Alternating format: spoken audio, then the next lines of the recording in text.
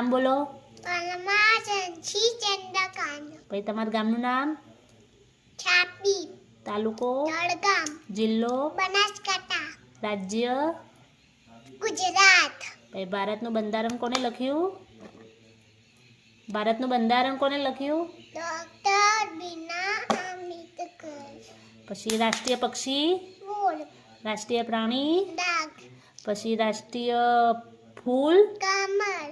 રાષ્ટ્રીય ફળ? ફરકેરી. રાષ્ટ્રીય ગીત? વંદે માતરમ. પછી આપણા ધ્વજમાં કેટલા કલર હોય? કલર કેટલા હોય? ત્રણ. પછી જે ચક્ર હોય, ધ્વજમાં ચક્ર હોય એનું નામ? અશોક ચક્ર. અશોક ચક્રના કયા કલરનું હોય? બ્લુ. બ્લુ. પછી ધ્વજમાં કલર હોય ને, કયા કયા કલર હોય?